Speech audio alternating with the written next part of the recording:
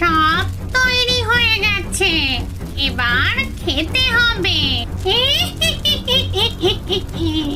ডাইনি কড়া থেকে কিছুটা জিনিস তুলে মুখে দেয়।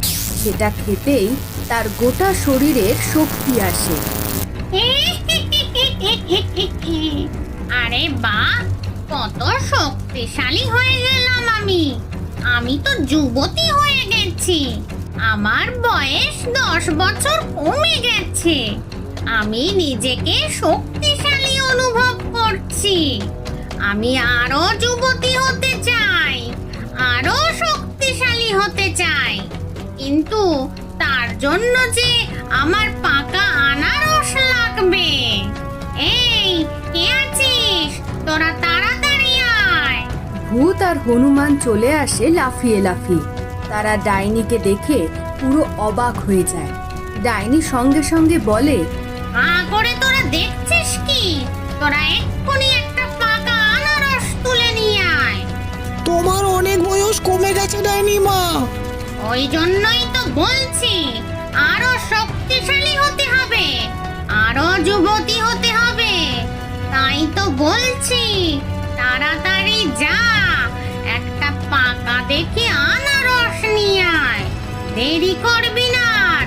আনারস আনার সময় লোকালয় থেকে দুটো মানুষও ধরে আনবি, ঘরের কাজ করাবো।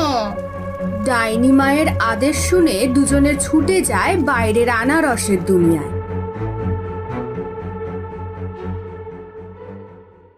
বাইরে অনেক আনারস গাছ, বড় ছোট চৌকো গোল আনারস হয়ে আছে, কিন্তু কোথাও কোনো হলুদ পাকা আনারস হয়নি, সবই সবুজ। কিরে হনু, কোন আনারসটা তুলবি বলতো? ভালো দেখে বড় দেখে হলুদ লাল আনারস তাড়াতাড়ি তোল। ডাইনি মা কখন থেকে বসে আছে, দেরি হয়ে গেলে বড় বিপদ।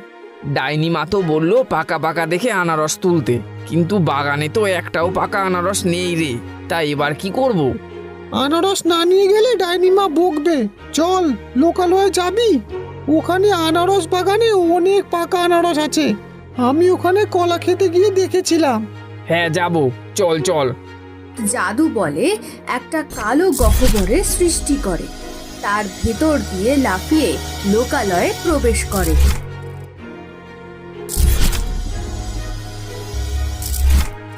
ওরে বাবারে, কত আনারস! কোন আনারসটা তুলবো? আরে সব থেকে বড় আর পাকা আনারসগুলো তোল। চল চল, আর দেরি করিস না।